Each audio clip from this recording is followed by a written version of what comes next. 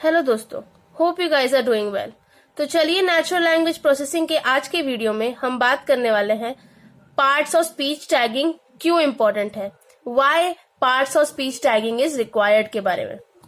So POS tagging in itself में not be the solution to any particular problem of NLP.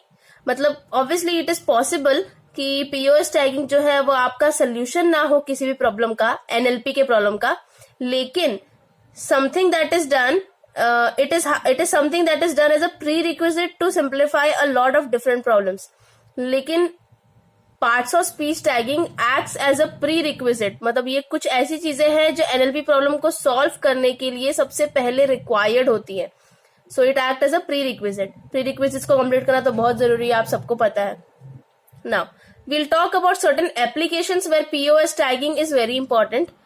For example text to speech conversion. Text to speech conversion जो होता है उसमें भी POS tagging का use होता है। For example मैं यहाँ पे एक सेंटेंस लेती हूँ, they refuse to permit us to obtain the refuse permit. Okay, अब यहाँ पे क्या है, देखिए यहाँ पे एक वर्ड है refuse. The word is refuse is being used twice in this sentence and has two different meanings here. तो जो रिफ्यूज या फिर रेफ्यूज मैं कहूँ, दोनों जो वर्ड है अलग अलग जगह पे यूज हो रहा है जब, तो उसका मीनिंग अलग अलग है। ओके, एंड उसका पार्ट्स ऑफ स्पीच भी अलग अलग है।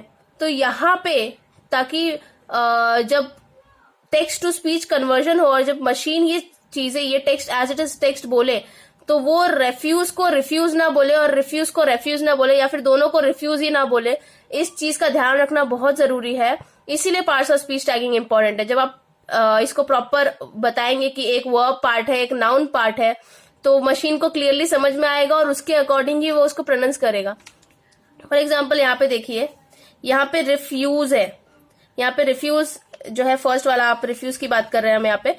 सो refuse is a verb meaning that is denying, while refuse is a noun meaning that is trash.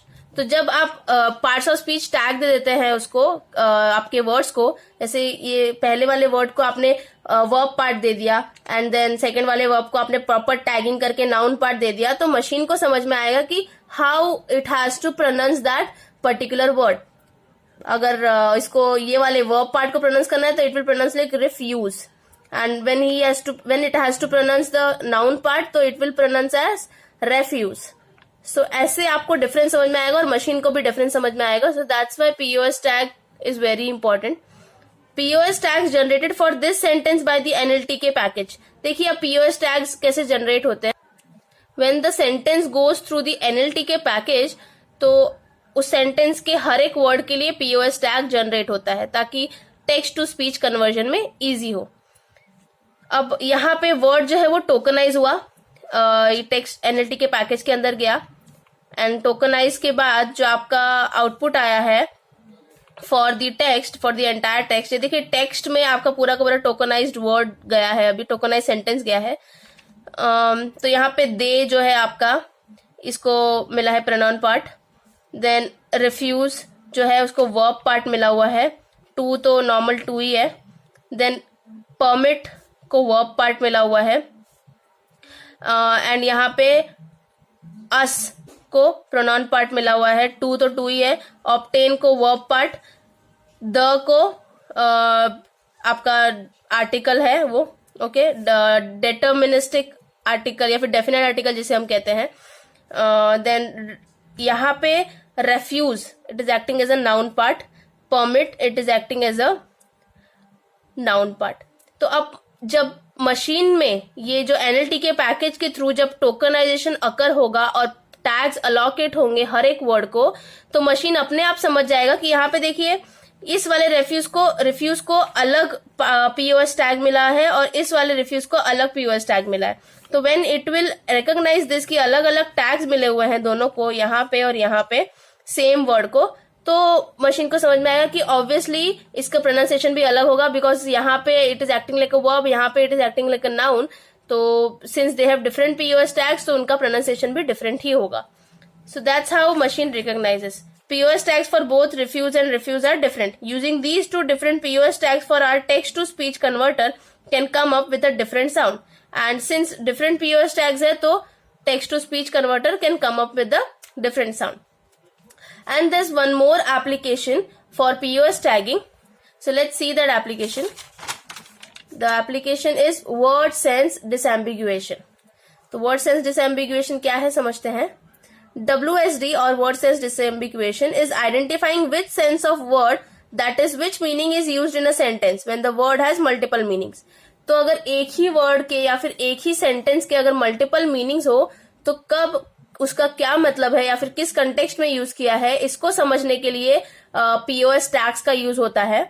मैं एक एग्जांपल लूंगी, आपको क्लियर हो जाएगा वो चीज. फॉर एग्जांपल देखिए, आपका सेंटेंस है time flies like an arrow. अब ये सेंटेंस के मल्टीपल मीनिंग्स हो सकते हैं. जैसे कि पहला मीनिंग इस सेंटेंस का क्या हो सकता है, अगर मैं कंसिडर करूं time as a noun, okay, and flies as a verb, तो time is flying, okay, time is flying like an arrow, arrow की तरह फ्लाई कर रहा है. ये सबसे पहला और सबसे सिंपल मीनिंग हो गया इस सेंटेंस का. दूसरा मीनिंग क्या हो सकता है इस सेंटेंस का, जहां पे time is acting like a noun, sorry, time flies, entire time flies is acting like a noun. यहाँ पे ये देखिए, entire time flies is acting as a noun, like is acting like a verb, and arrow is acting like a noun part again. So time flies, time नाम की जो flies है या फिर टाइम जो फ्लाइज टाइम की होती है, ओके, टाइम नाम की फ्लाइज, ऐसे समझ लीजिए, टाइम नाम की जो फ्लाइज है वो एरो को लाइक करती है. टाइम नाम की फ्लाइज एरो को लाइक करती है. Like is acting like a verb over here. तो यहाँ पे एक ही सेंटेंस को जब हमने पार्ट्स ऑफ स्पीच टैगिंग अलग अलग कर दी तो अलग अलग मीनिंग हो गया उन सेंटेंस का. And that is how whenever अलग अलग मीनिंग होता है तो मशीन अंडरस्टैंड्स अकॉर्डिंगली कि कब क्या यूज हो रहा है as per the parts of speech tagging. अगर टैगिंग नाउन, इसको नाउन दिया हुआ है अकेले को, इसको वर्ब दिया है और इसको पूरा अलग सा वर्ब दिया, अलग सा पार्ट्स ऑफ स्पीच टैग किया गया है, तो उस केस में वेरीफाई हो जाएगा या फिर जो आपका मशीन है वो समझ जाएगा कि यहाँ पे कौन सा कंटेक्स्ट में ये सेंटेंस बोला गया है. एंड जब ऐसा कुछ आपको टैगिंग दिया हुआ हो, नाउन पार्ट टाइम को दिया है, वर्ब पार्ट फ्लाइज को दिया है, and then noun part time और फ्लाइज को दिया है, वर्ब पार्ट लाइक को दिया है, and then noun part and arrow को दिया है, तो उस केस में भी समझ में आ जाएगा मशीन को कि यहाँ पे ये सेंटेंस किस कंटेक्स्ट में यूज हुआ है और इसका क्या मतलब है. And that's how machine is able to distinguish between the sentences who have ambiguity present in them, and hence it is called word sense disambiguation by using parts of speech. Hence ambiguity का problem solve हो सकता है using parts of speech tagging. So these were the two approaches and that's why we need POS tagging. तो जो हमारा question था कि why we need POS tagging is resolved by understanding these two problems or approaches or applications where we used POS tagging to solve the problems. तो I hope आपको मेरा ये video समझ में आया और अच्छा लगा. अगर आपको मेरा ये वीडियो अच्छा लगा so please like, share and subscribe. Thank you so much.